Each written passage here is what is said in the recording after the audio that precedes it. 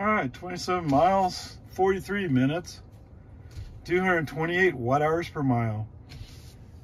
I don't know. All right, so there's some brake on FSD offs because FSD just doesn't want to change lanes. Don't know why. It's just being like, I don't know. And one time he actually turns on his turn signal, starts moving, and then forgets why he's passing the slow moving vehicle that's in front of him. Brake on FSD off, go around the vehicle, bam, gone.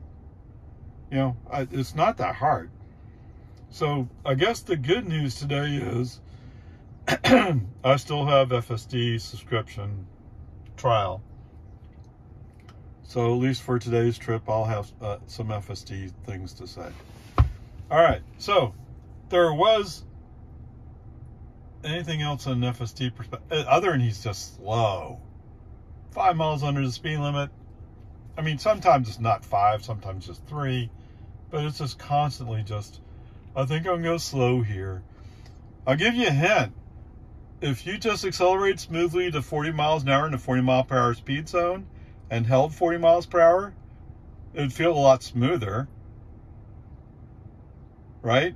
Instead, you accelerate to 40 and then decelerate to 35, then accelerate up to 38, decelerate to 35 again.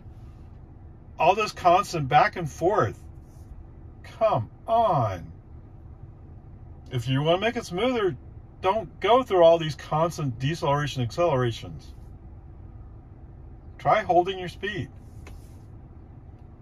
Yeah, then somebody, oh, you go around the corner too fast or something stupid. I don't know, whatever.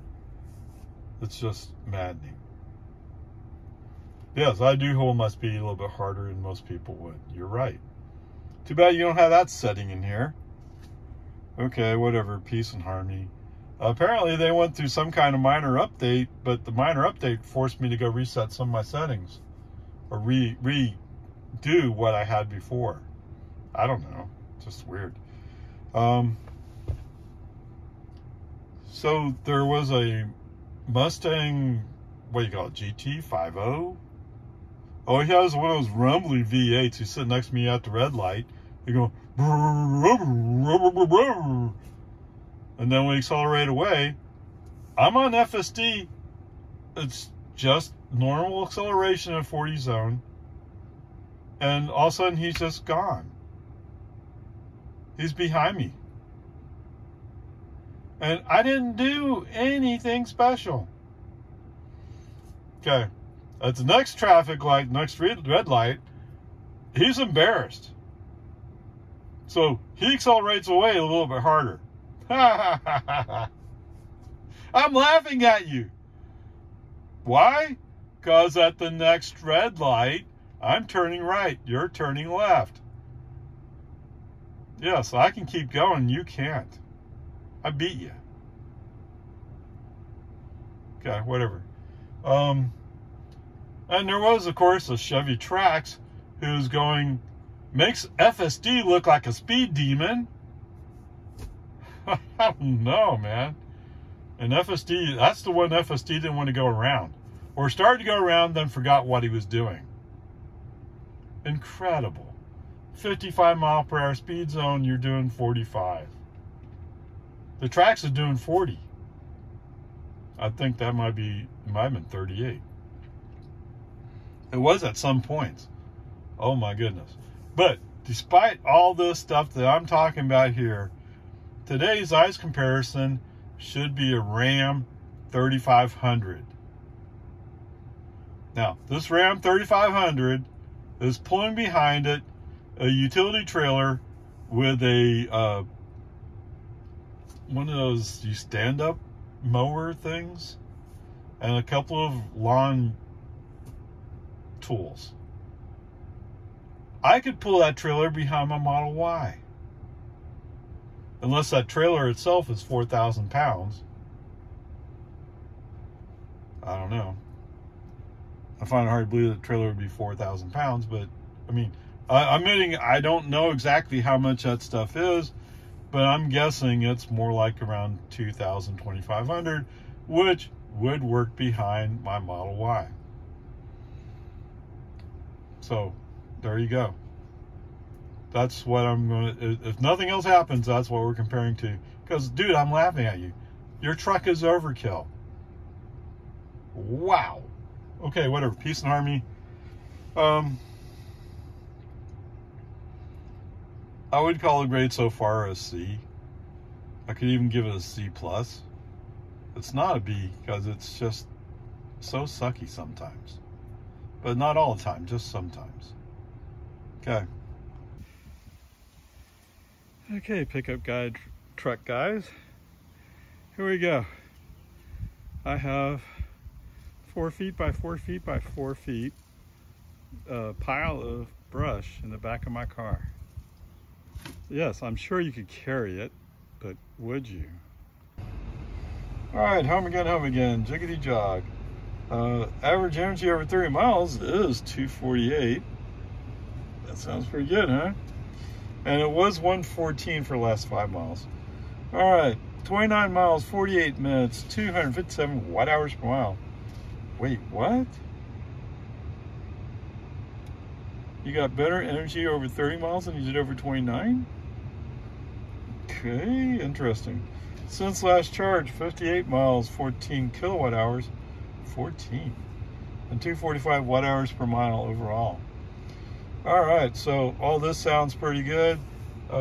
Coming out somewhere along the line, I don't remember why, but I did a brake on FSD off out on 620, and as long as I had to do a brake on FSD off, I'm also moved the car over to the inside lane because I know we're going to have to sooner or later anyway. Let's move over. From there on, wait, what? There's no way.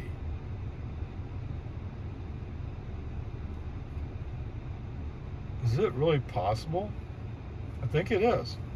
All right, in Jonestown, there was an opening. I'm in the outside lane, there's an opening on the inside lane. Use left turn signal. FSD actually agrees with that concept and moves to the inside lane.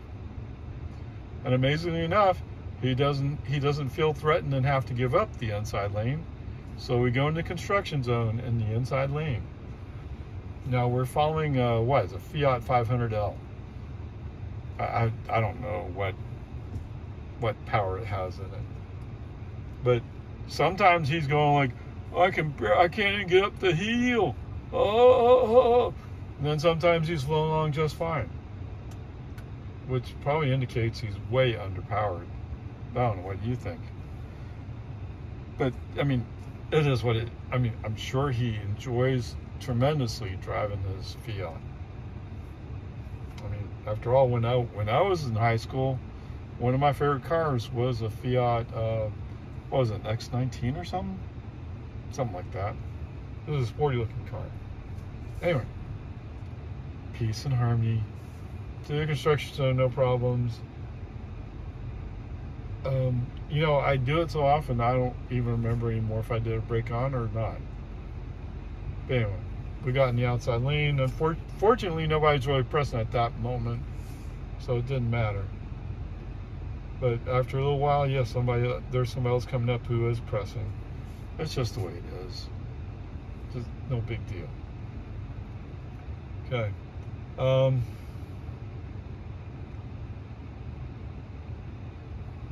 Yeah, and actually, there were 2 cars that came up a little bit before the turn on Lumen Ford. Fortunately, they both cleared, not by much, but they both cleared, so we had no problem. The light was turning red as we're in the line. We're third in line of cars, and the car in front of us does indeed stop for the red light.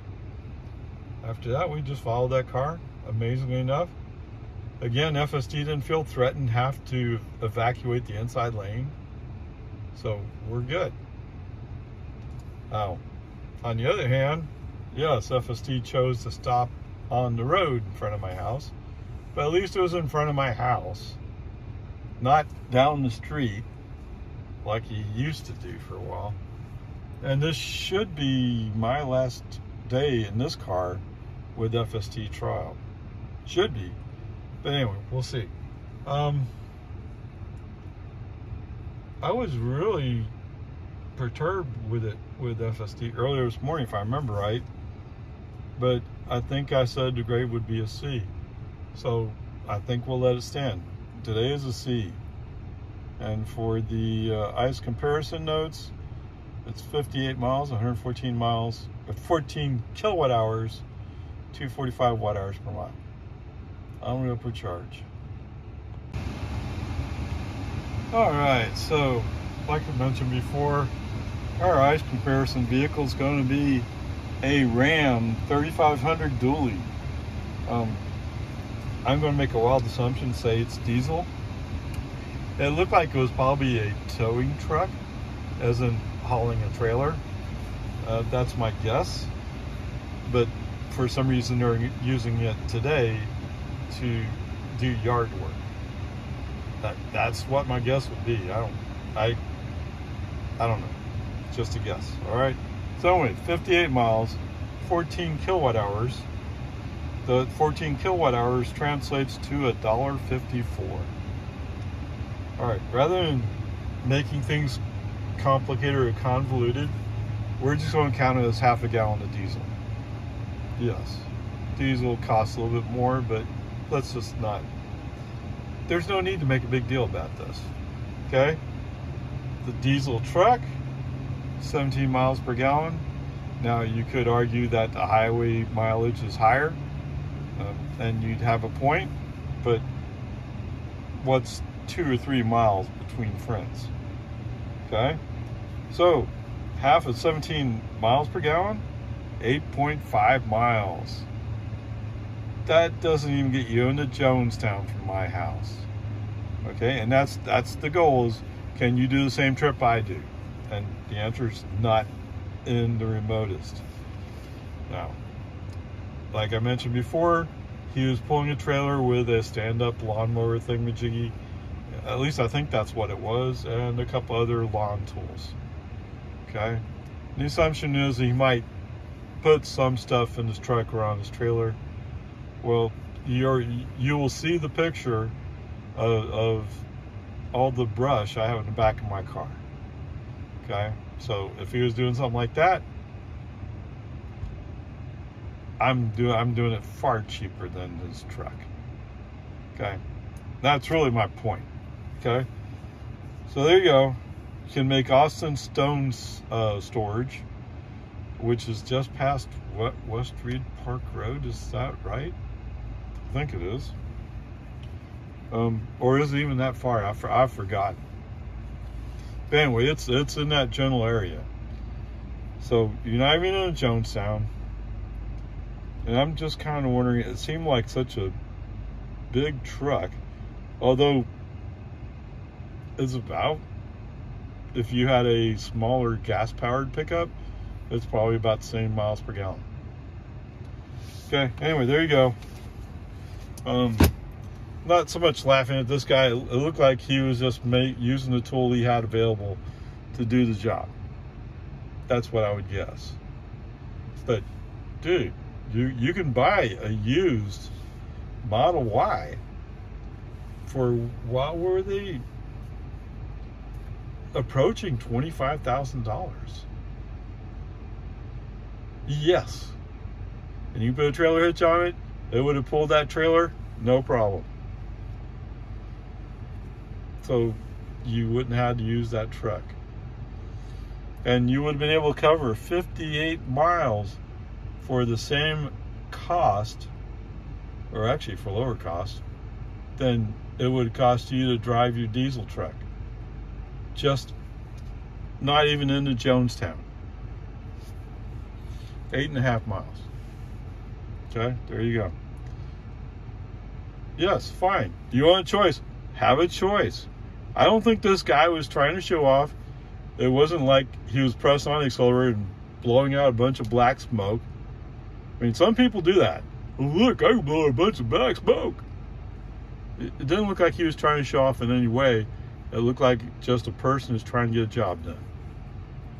Okay? And for somebody like that, I would say, are you sure you have to have that diesel truck? Now, you may have to have a diesel truck for other reasons. I'm not questioning that. But you could have used a Model Y with the regular trailer hitch and pulled that trailer and that equipment. Okay, there you go. I don't question your need to have a choice. The question is, how far in debt are you willing to go to prove that you don't have to use an EV? When it's not the question. The question is, what is the wisest choice for you to make? Onward, upward, charge.